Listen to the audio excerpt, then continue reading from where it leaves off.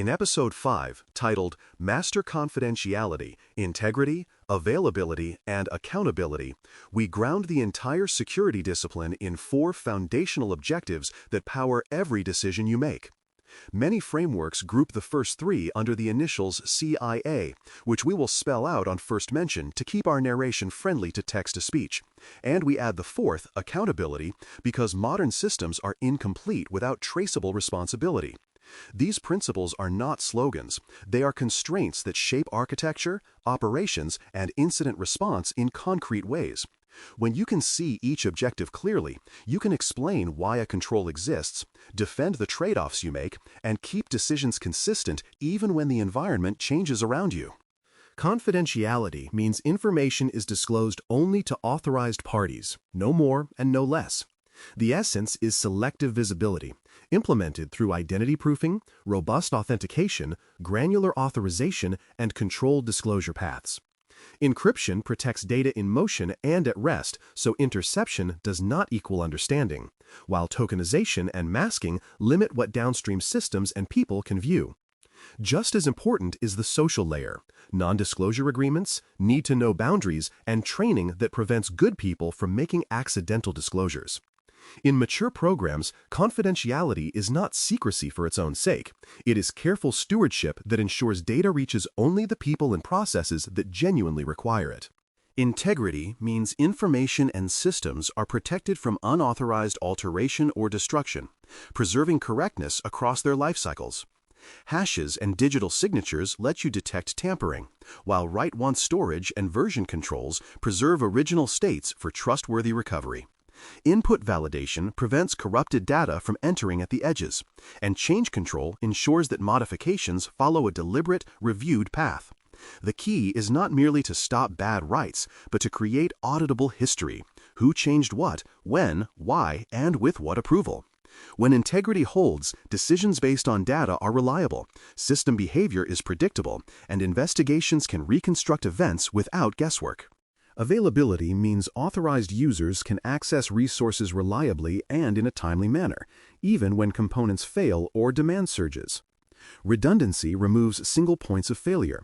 Capacity planning smooths peak loads, and graceful degradation keeps essential functions alive while non-essentials fall back. Monitoring translates health signals into early intervention, while tested recovery procedures convert downtime from a crisis into a choreographed sequence. Availability also includes operational basics, such as power, cooling, and connectivity, because the best application architecture cannot outrun a dead rack or an expired certificate. The guiding idea is simple: services should be there when they are needed and stay within their performance envelope. Accountability means actions in the system can be traced to responsible identities with sufficient fidelity to support trust, troubleshooting, and enforcement.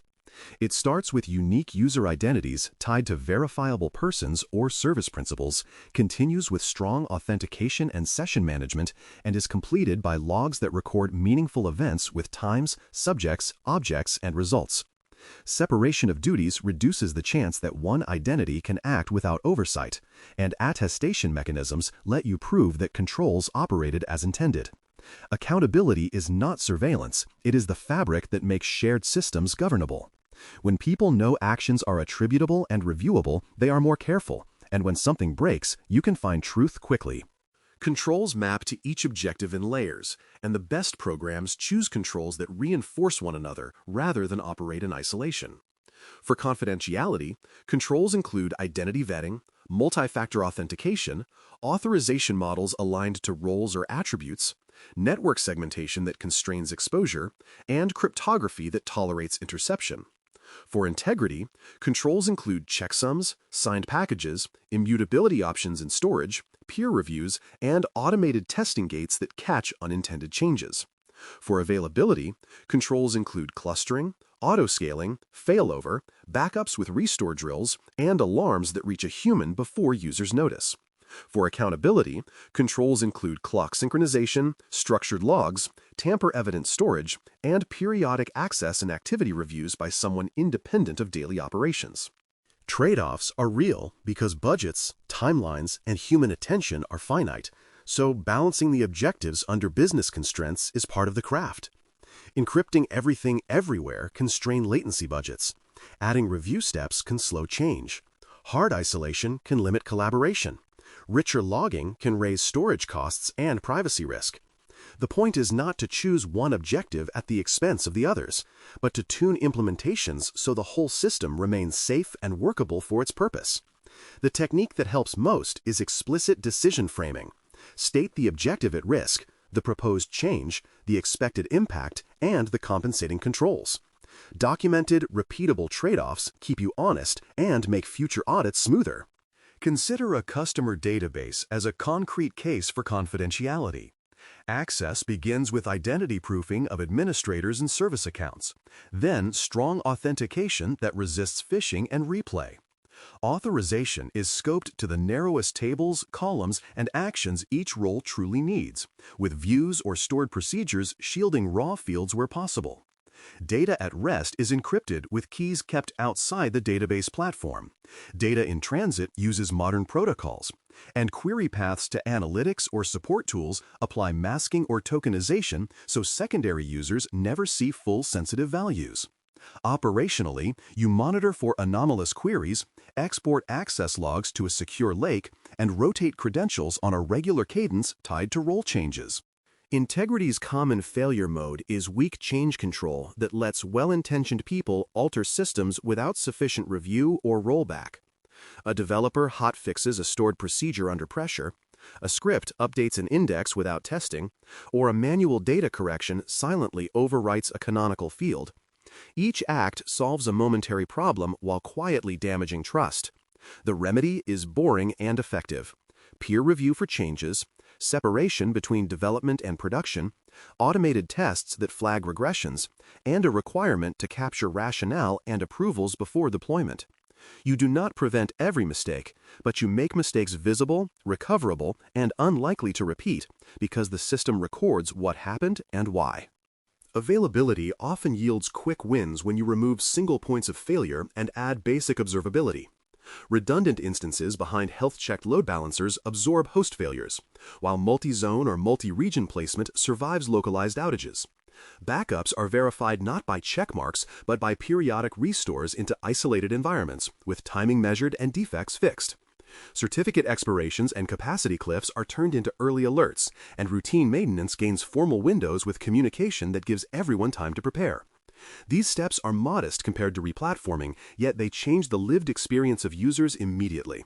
Fewer outages, faster recovery, and less drama on ordinary days. Accountability during an incident investigation comes alive when the evidence tells a clear, time-anchored story. A well-instrumented system records authentication events, privilege escalations, configuration changes, data access patterns, and error conditions with synchronized clocks and reliable identifiers.